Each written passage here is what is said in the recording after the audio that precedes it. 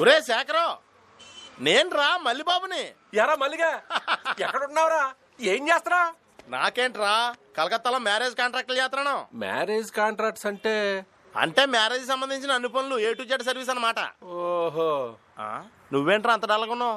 ఏం అడుగుతోలేరా, నిండా అప్పుల్లో కూరుకుపోయాను. జీవితం అంటేనే విరక్తి కలిగిద్దిరా.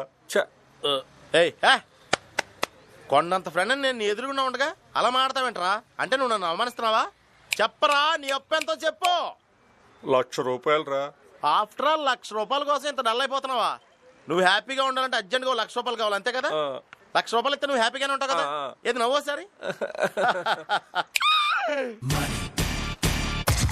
40, 70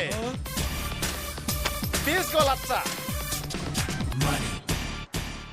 ఆ చూపేంట్రా, ఫ్రెండ్ కోసం నేను ఈ మాత్రం చేయలేనా?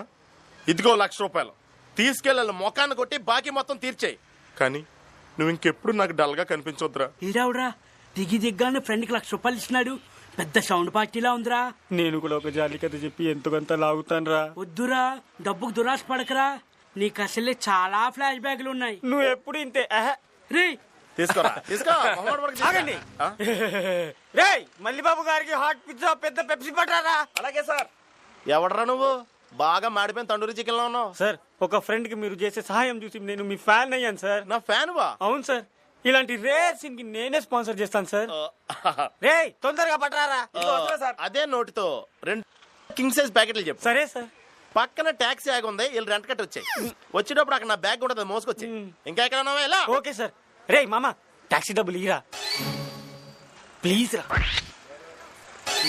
నేను వెళ్ళొస్తారా? ఒక్క నిమిషం ఆగు. ఒరే, బేసిక్ గా నీకు అప్పు అంటే చాలా భయం కదరా? ₹1,00,000 అప్పు ఎందుకు చేసావురా? మన కిషోర్ గారు లేడు? మన వైజాగ్ కిషోర్ గారు. వాడు దుబాయ్ వెళ్తానంటే ఓ సేటు ధర 50,000 అప్పు ఇప్పించాను. ఆ 50,000 పట్టుకున్నాడు, జంప్ అయిపోయాడు. నేను ఈ సేటు ధర బుక్ అయిపోయాను. నీ తాత మర్చిపోయాడు, ఎవడగా ₹50,000 అప్పు ఇప్పిస్తావా? రేయ్, నీకు డబ్బు విలువ అసలు తెలియట్లేదు రోయ్.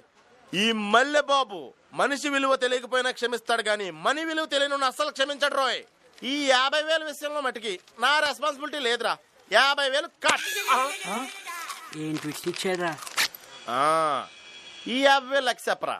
3 నెలల క్రితం స్కూటర్ మీద వెళ్తుంటే యాక్సిడెంట్ అయ్యి చేయి ఫ్రాక్చర్ అయింది. దానికి 10,000 ఖర్చు. ప్లేట్ ఇచ్చుకుంటానంటే మొత్తం బీట్ ఇచ్చేది అదవా. నీకు అసలు బుద్ధి ఉందేంట్రా? నీకు సైకిల్ తొక్కడమే రాదు, స్కూటర్ ఏ మొహం పెట్టుకున్నావురా.